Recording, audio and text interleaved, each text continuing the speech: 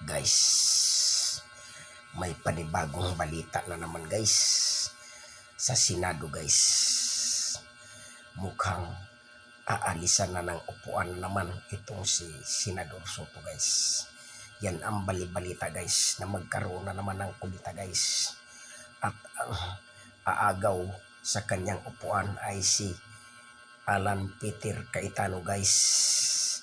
Yan ang ating aabangan guys kung maging totoo yan ang balita na yan guys. At ang sigaw ng mga tao guys sa rally, ibalik si Rodante Marcolita sa Blue Ribbon Committee dahil si Rodante Marcolita lang daw ang kanilang pinaniniwalaan na mag-imbestiga sa mga anomalya, sa mga kawatan sa pira ng flood control guys. Yan guys ang sigaw ng mga tao guys. At sana magtagumpay ang kanilang gira sa Senado bukas guys.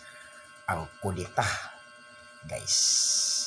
Abangan natin guys kung yan ay totoo guys.